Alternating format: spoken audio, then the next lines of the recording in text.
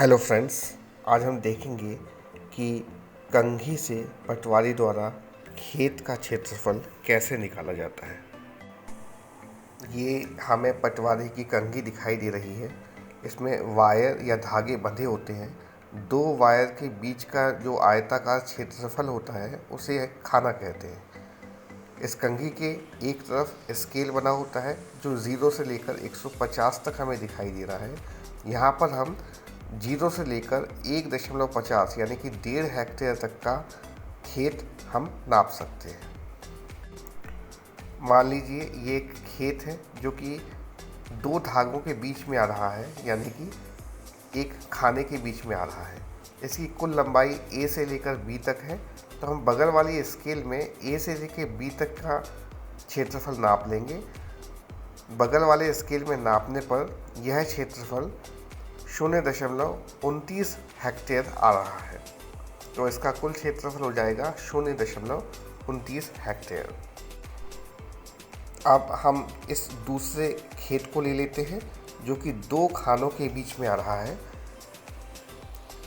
पहला खाना है जिसकी लंबाई ए से लेकर बी तक है और दूसरा खाना है जिसकी लंबाई सी से लेकर डी तक है। हमें इसका कुल क्षेत्रफल निकालना है। तो सबसे पहले हम खाना दो जिसकी कुल लंबाई सी से लेकर डी तक है, उसे हम बगल में लगी स्केल में मेजर करते हैं, तो वह करीब करीब 0.40 हेक्टेयर पहुंचती है। तो सी से लेकर डी तक इसकी यानी खाना 2 की कुल क्षेत्रफल हो जाएगा 0.40 हेक्टेयर। अब हम खाना 1 जिसकी लंबाई ए से लेकर बी तक है, उसे बगल में लगी हुई स्केल में मेजर करेंगे, तो ए से लेकर बी तक का जो कुल क्षेत्रफल निकल रहा है वह 0.60 हेक्टेयर निकल रहा है। इसका मतलब है खाना 1 का कुल क्षेत्रफल 0.60 हेक्टेयर हो जाएगा। तो इस खेत का कुल क्षेत्रफल हो जाएगा ए से बी तक खाना 1 का क्षेत्रफल प्लस सी से डी तक खाना 2 का क्षेत्रफल, यानी कि 0.60 प्लस 0.40 बराबर 1.00।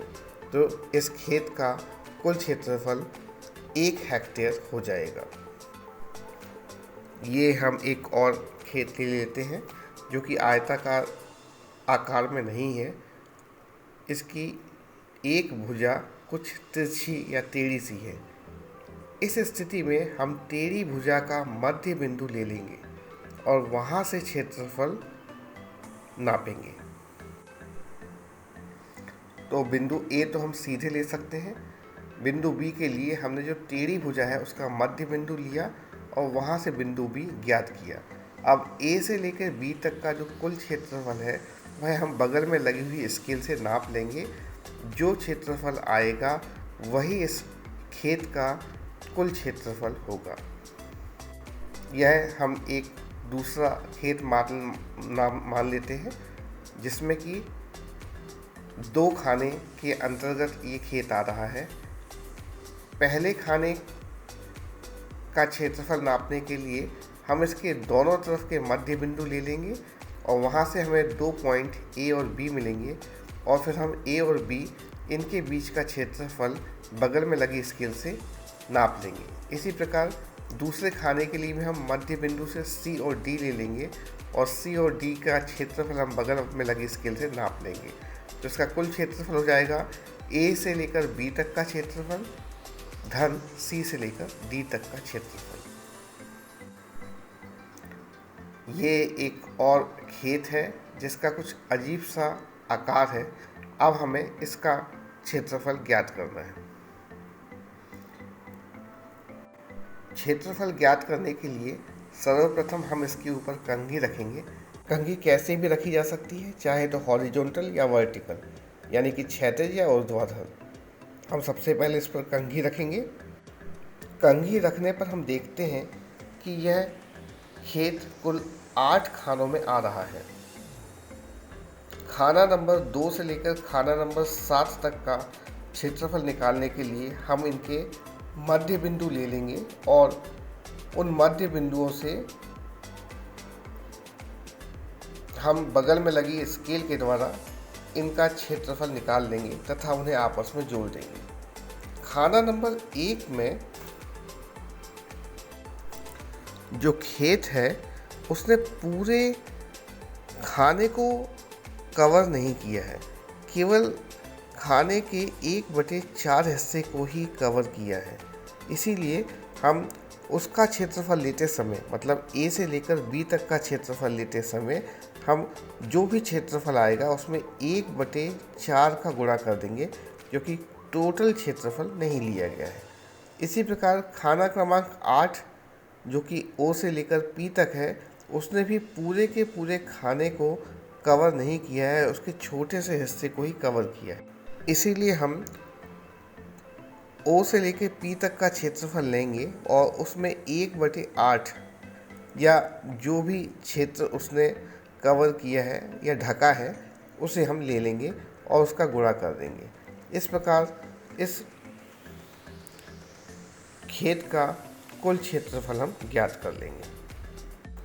अब हम देखते हैं, ये पटवारी का नक्शा है जिसमें खेत जिसका खसरा नंबर 1207 है, इसका हमें क्षेत्रफल ज्ञात करना है। क्षेत्रफल ज्ञात करने के लिए हम इसके ऊपर एक कंघी रखेंगे। हमारी कोशिश रहनी चाहिए कि कंघी किसी भी एक लंबी लाइन के समानांतर हो। तो हमने इस प्रकार कंघी रख दी। कंघी रखने पर हम देखते हैं कि यह खेत, इसका कुल क्षेत्रफल 6 खानों के बीच में आ रहा है। पहला खाना जिसकी लंबाई ए से लेकर बी तक हमने ली है, यहाँ पर खेत आयताकार आकार में नहीं है, इसीलिए हम जो टेढ़ी भुजा है उसका मध्य बिंदु ले लेंगे जो कि बी है। तो इसका कुल क्षेत्रफल ए से लेकर बी तक हम लेंगे। सी से लेकर डी तक हमारे पास पूरी आयताकार भुजा है, इसलिए हम सी से लेकर डी तक पूरा क्षेत्रफल लेंगे। इसी प्रकार ई से लेकर एफ तक भी लगभग पूरा आयताकार है, तो हम यहाँ भी इसका पूरा हिस्सा क्षेत्रफल में लेंगे। इसी प्रकार जी से एच तक और आई से जे तक हम इनका क्षेत्रफल बगल में लगी स्केल के द्वारा नापेंगे और उसे जोड़ते जाएंगे। अंतिम भुजा जो है के से लेकर एल तक, यह भी एक बहुत ही छोटा हिस्सा है जो कि